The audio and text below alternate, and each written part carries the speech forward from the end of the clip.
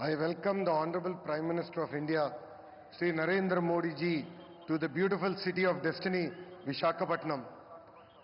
వేదికపైన ఉన్న ప్రధానమంత్రి గారు నరేంద్ర మోడీ గారికి, గౌరవ గవర్నర్ అబ్దుల్ నజీర్ గారికి, గౌరవ ముఖ్యమంత్రి చంద్రబాబు నాయుడు గారికి, నాకు అన్న సమానమైన పవనన్నకి, గౌరవ బీజేపీ రాష్ట్ర అధ్యక్షురాలు పురంధేశ్వరి గారికి, వేదికమైన ఉన్న ఇతర పెద్దలకి పేరు పేరున నా హృదయపూర్వక నమస్కారాలు. హర్ ఘర్ తిరంగా, हर भारतीय के दिल में नमो. World is looking at Bharat because of नमो. మన నమో అసలు ప్రధానమంత్రి అర్థం మార్చారు.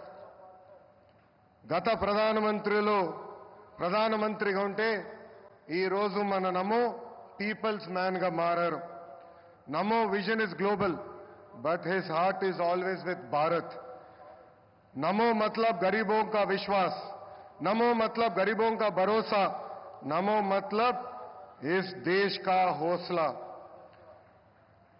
పేదల చిరునవ్వు నమో, మహిళల ఆత్మగౌరవం నమో, యువత భవిత నమో, అన్నదాతల కలలో ఆనందం కూడా నమో.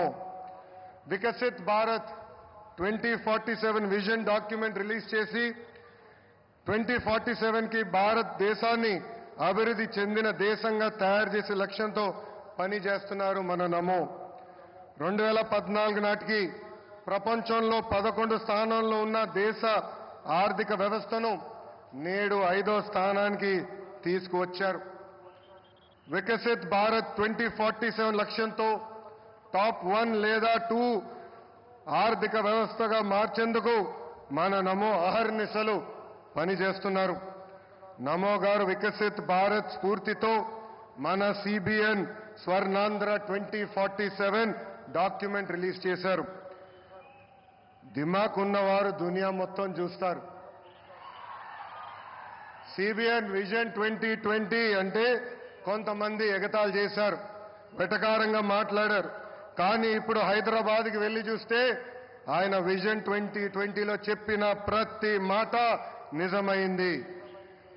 వ్యవసాయం, విద్య, వైద్యం, పరిశ్రమలు, renewable energy, ports, airports, sports, ఇలా అన్ని రంగాల్లో కొన్ని లక్ష్యాలు పెట్టుకుని పని చేయటమే స్వర్ణాంధ్ర 2047.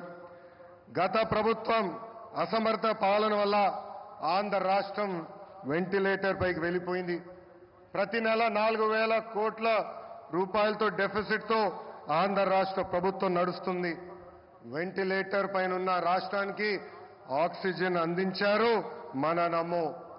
అమరావతి, పోలవరం, ఇతర ప్రాజెక్టులకి నిధులు విడుదల చేశారు.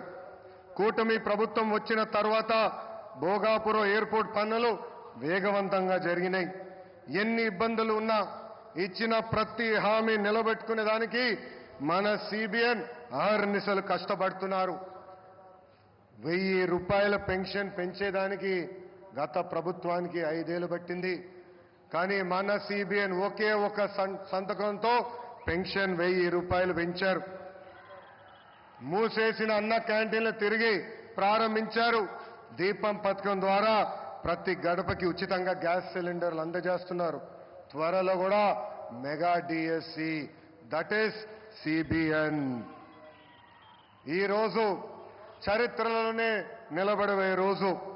రాష్ట్ర దశాదిశ మార్చే ప్రాజెక్టులు మన నమో శంకుస్థాపన చేయబోతున్నారు. ఉత్తరాంధ్ర ప్రజల కోరిక రైల్వే జోన్. గత ప్రభుత్వం కనీసం భూమి కూడా కేటాయించలేదు. కూటమి ప్రభుత్వం వచ్చిన తర్వాత రైల్వే జోన్ ట్రాక్ ఎక్కింది. 2 లక్షల కోట్ల ప్రాజెక్టులు ఈరోజు మన నమో శంకుస్థాపన చేయబోతున్నారు. 1,85,000 కోట్లతో పొడిమడకలో ఎన్టీపీసీ గ్రీన్ హైడ్రోజన్ హబ్ ఏర్పాటు కాబోతుంది. నక్కపల్లిలో 1,877 కోట్లతో బల్క్ డ్రగ్ పార్క్, అనేక రోడ్ల ప్రాజెక్టులు, రైల్వే ప్రాజెక్టులు ఈరోజు ప్రధానమంత్రి గారు శంకుస్థాపన చేయబోతున్నారు. రాష్ట్ర ప్రజల తరపున నమో గారికి నేను కృతజ్ఞతలు తెలుపుకుంటున్నాను. ప్రభుత్వం కొనసాగింపు అభివృద్ధికి చాలా చాలా ముఖ్యం. నరేంద్ర మోడీ గారు మూడోసారి ప్రధానమంత్రి అయ్యారు. మూడోసారి దేశంలో ఎన్డీఏ ప్రభుత్వం ఏర్పడింది. అందుకే దేశంలో అన్ని రంగాల్లో అభివృద్ధి చెందుతుంది. ఆంధ్రప్రదేశ్ ప్రజలు కూడా ఆలోచించాలి. 2014 నుంచి 19 వరకు ఎన్డీఏ ప్రభుత్వంలో రాష్ట్రం ఎలా అభివృద్ధి చెందిందో మీరందరూ చూశారు. అదేవిధంగా 2019 నుంచి 24 వరకు జరిగిన విధ్వంసం కూడా మీరందరూ చూశారు. ఎన్డీఏ ప్రభుత్వం కొనసాగుంటే రాష్ట్రం ఏ పరిస్థితుల్లో ఉండేదో ఒక్కసారి అందరినీ ఆలోచించమని నేను కోరుతున్నాను. I would like to thank the Honorable Prime Minister Narendra Modi ji for his continued support and unconditional love for the people of Andhra Pradesh.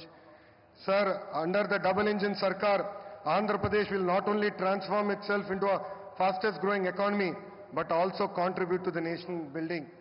I believe strong states make strong nations, sir. North, South, East, West, wherever we go, there is only one mania, that is mana Namo mania. Andarki namaskaram, Jai Hind.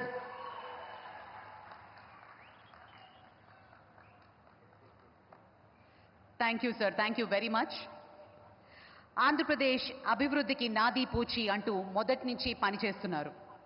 అభివృద్ధికి మార్గనిర్దేశం చేస్తున్నారు. కేంద్రం నుంచి రాష్ట్రానికి ప్రాజెక్టులు తీసుకురావడానికి తన వంతు కృషి చేస్తున్నారు.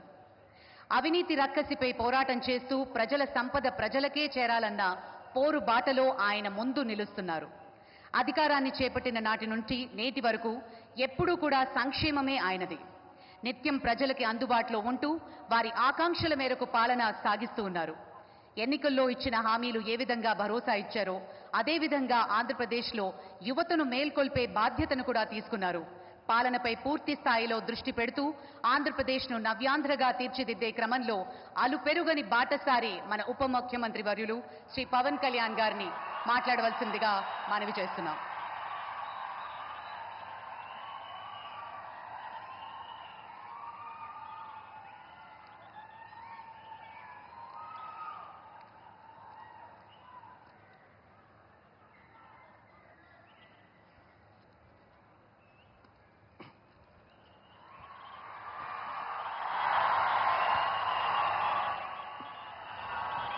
ఒక సదుద్దేశం, ఒక సదాశయం లేకుండా ఒకరు కన్యాకుమారి నుంచి కశ్మీర్ వరకు నడిచిన అది ఒక నిరర్ధకమైన నడకగా చరిత్రలో మిగిలిపోతుంది. కానీ ఒక సదాశయంతో, ఒక సత్సంకల్పంతో ఇంకొకరు కన్యాకుమారి నుంచి కశ్మీర్ వరకు ప్రజలందరితో మమేకమై వారందరూ